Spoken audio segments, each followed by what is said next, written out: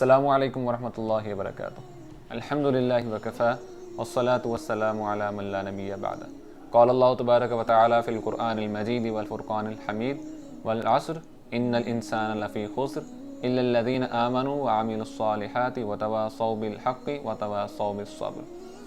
ناظرین، آج کل ہم خسارے میں اس شخص کو سمجھتے ہیں کہ جس کے پاس مال نہ ہو، جس کے پاس رزق کی کمی ہو،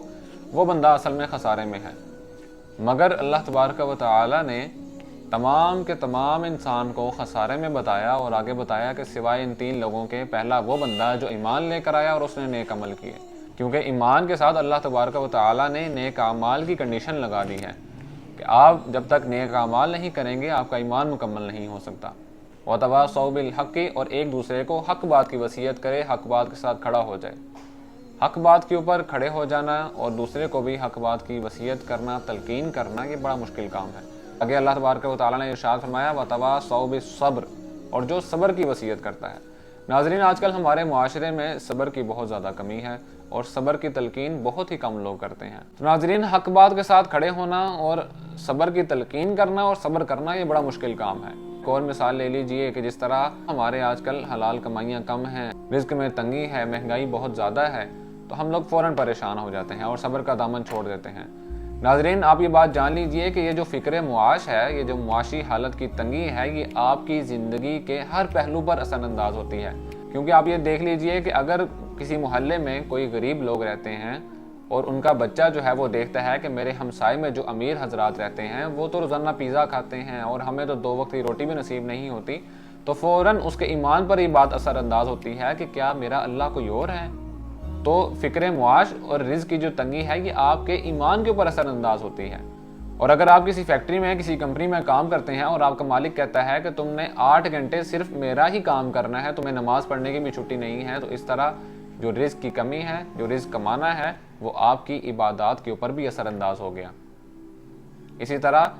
آپ نے اگر اوور ٹائم لگایا ہے اور آپ تھکے ہوئے گھر آئے ہیں، گھر آ کے آپ نے دیکھا کہ آپ کے بچے بھی سو گئے ہیں اور بیوی بھی تھکی ہاری آپ کی طرف دیکھ رہی ہے کہ میرا شوہر جو ہے وہ سارا دن محنت کر کے گھر آیا ہے، تو اب اس کو زیادہ تنگ نہیں کرنا، اور وہ بھی اس حالت میں نہیں ہے کہ وہ مجھے ٹائم دے سکے۔ تو اس طرح آپ کی فیملی کے اوپر اور آپ کی جو معاشرتی زندگی ہے اس کے اوپر اس طرح اثر انداز ہوتا ہے۔ یا آپ نے کسی دوست کے ساتھ پلان بنایا ہے، یا آپ کی کوئی رشتہ داروں میں فوتگی ہو گئی ہے، کوئی دوست احباب فوت ہو گیا ہے، یا کسی کی خوشی میں آپ کو جانا ہے یا کسی کی غمی میں آپ کو جانا ہے، لیکن آپ کا رزق کمانا جو ہے وہ اس کے اندر آڑے آ رہا ہے کہ آپ کو وہاں سے چھٹی نہیں مل رہی یا آپ وہاں سے جلدی آ نہیں سکتے، تو اس طرح یہ رزق کمانا جو ہے وہ آپ کی معاشرتی زندگی کے اوپر اثر انداز ہوتا ہے۔ ناظرین، فکر معاش کا ہونا یہ بہت اہم چیز ہے، لیکن اس کو اپنے ذہن کے اوپر سوار کر لینا یہ بہت نقصان دہ بات ہے۔ اصل میں جو آج کا ہمارا ٹاپک ہے وہ یہی ہے کہ آپ کی تنخواہ کا کم ہونا جو ہے وہ آپ کو ڈپریشن میں نہ ڈال دے۔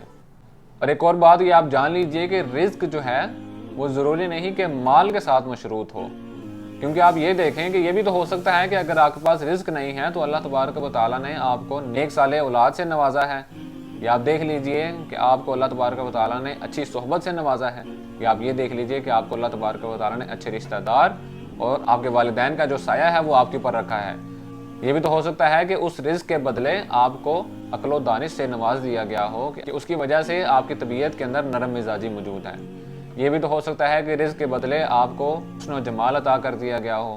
اور یہ بھی تو ہو سکتا ہے کہ آپ کو رزق کے بدلے اچھا اخلاق عطا کر دیا گیا ہو، اور یہ بھی تو ہو سکتا ہے کہ آپ کو رزق کے بدلے لمبی عمر عطا کر دی گئی ہو اور آپ کو ایمان والی زندگی عطا کر دی گئی ہو۔ یہ بھی تو ہو سکتا ہے کہ آپ کو صحت والی، ڈپریشن سے بغیر والی زندگی عطا کر دی گئی ہو، کیونکہ جن کے پاس مال ہوتا ہے ان کے پاس ضروری نہیں کہ سکون بھی ہو۔ جو لوگ یہ سمجھتے ہیں کہ جس کے پاس مال ہوتا ہے اس کو کبھی کوئی تکلیف نہیں آتی، اس کو کوئی پریشانی نہیں آتی، یہ بہت بڑی ان کی بھول ہے۔ جن کے پاس مال ہوتا ہے ان کو بہت زیادہ اور بھی بڑے مسائل ہوتے ہیں اور وہ روزانہ رات کو ڈپریشن کی گولیاں کھا کر سوتے ہیں۔ یہ بھی تو ہو سکتا ہے کہ آپ کو رزق کے بدلے تقویٰ کا لباس پہنا دیا گیا ہو کہ جس کی وجہ سے آپ کو عزت کا مرتبہ اللہ تبارک و تعالیٰ کے ہاں عطا کر دیا گیا ہے۔ یہ بھی تو ہو سکتا ہے کہ آپ کو رزق کے بدلے ایسا علم دے دیا گیا ہو جو نفع پہنچانے والا ہے، اور یہ بھی تو ہو سکتا ہے کہ آپ کو رزق کے بدلے ایک پاکیزہ دل دے دیا گیا ہے کہ جس کی وجہ سے آپ لوگوں میں محبتیں بانٹتے پھرتے ہیں۔ یہ بھی تو ہو سکتا ہے کہ آپ کو رزق کے بدلے ایک نیک طبیعت دے دی گئی ہے کہ جس کی وجہ سے آپ لوگوں میں خیر بانٹتے پھرتے ہیں۔